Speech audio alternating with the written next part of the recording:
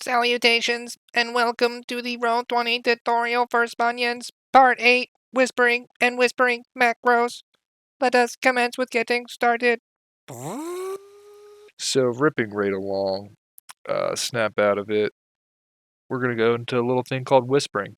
As you can see here, icosahedron has whispered to me, the DM, which is indicated by the yellow. Take my word for it, if you're colorblind, it is yellow. And only we can see this, the sender and the recipient, which is a nice little thing you can do to kind of do lore drops if you want to encourage your players to roleplay that out, which is something, personally I really like. So with that in mind, we're going to whisper back to this guy manually like a peasant. And to do that, you're going to do /W. I guess it would be icosahedron, which is, kind of retarded. Pick an easier name, guy, Fuck this idiot. And then you're going to do a question mark, little parenthetical with a point in the middle. Not sure what that's called, not a math whiz. And then message in the middle, and the robot's going to hit you back with input value message, which is just a robot's way of saying, hey, what do you want to send to your friend, icosahedron, real name Chris.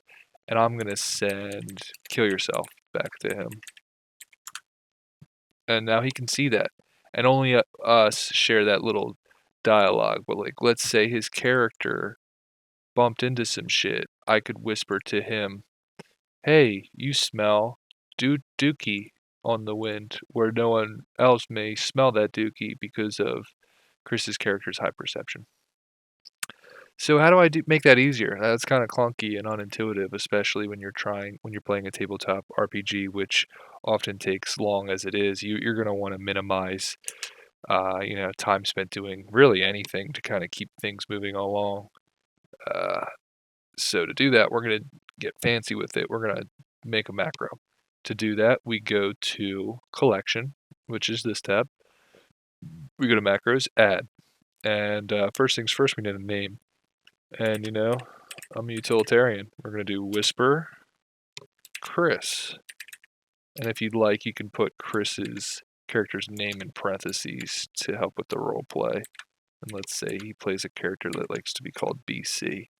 Whisper Chris, who is also BC. And we're just going to type that same macro in here. Whisper icosahedron, spelling contest time. So if I got that right, I'll do the references in the bottom left corner, get it together. Question mark, parenthetical, message, end parenthetical. And let's test this puppy out before we rip with it. I'm thinking we just tell him to kill himself again. Kill yourself. And it worked. Good news.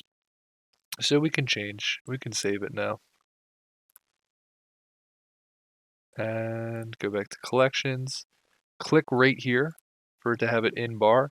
Then anytime we want to tell Chris's character he smells, sulfuric farts on the wind,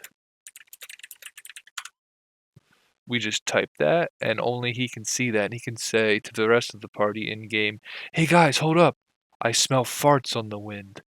And then they can really flesh that out in person, because the whisper really forces them to share that finding in a way that requires them to roleplay, which is ultimately what we're all about. Is we're playing a role-playing game after all. Go play a video game, or just crash your car into a preschool if you want to do anything else. But I've got a little bit off topic. I think I've covered macros and whispering. So yeah,